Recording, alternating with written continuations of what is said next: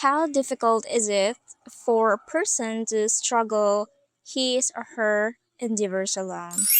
Hello, it's Maris, and let's talk about the effect of being unappreciative towards other people, especially to those who are sensitive to everything that matters to them but easily disregarded. I have tried feeling invisible despite of the quick spotlight where I helped others for their own benefit.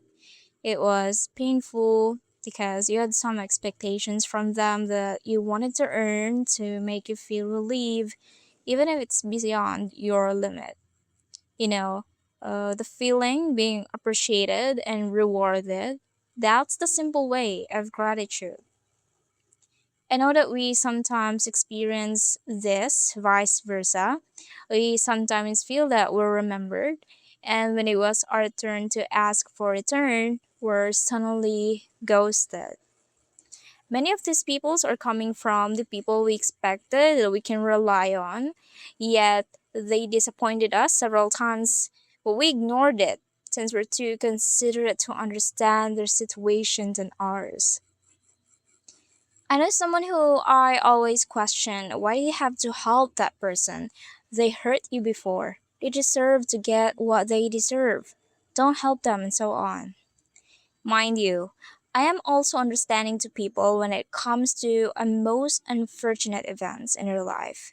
I am also considerate that even they did worse to me, I allow myself to be left hanging, expecting that they would also help me the way they ask for my favor.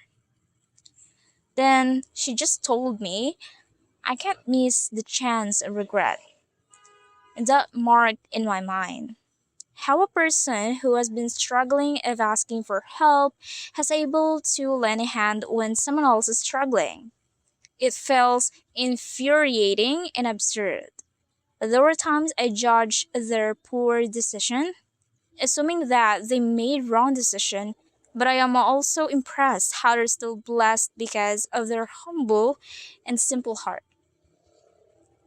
Helping, sacrificing, and unconditional offer of service are some of the rarest character you'll ever encounter in a person who has a pure heart. Notice that we're thought to help our neighbor, and that was thought us. Also, love others as you love yourselves. But we question God. Why do we have to make it harder for us when we can just make our own choice to ignore it and let them own their mess? At all of times, I've been very careful of my decisions and very picky when it comes to people. Until one day, I realized that I've been wearing the same shoes as them. I laughed to myself, then pondered, how is this level of situational and dilemma experience make you taste your own medicine? So out of bitterness, I really blame myself. Thus, it also equated of hating the other person as well. But you know what? I ended up having my own secondhand embarrassment because those people who goes hustle and stress to me, they're one of the responsive people who never left me hanging in the end. They remembered me, and I was very guilty that I was bad mouthing them just because of one hideous experience. I realized that not everyone can meet your expectations the way you expected it to happen. And there will be times that you will meet ungrateful people. You will find yourself lost because of those repeated favors they owe you.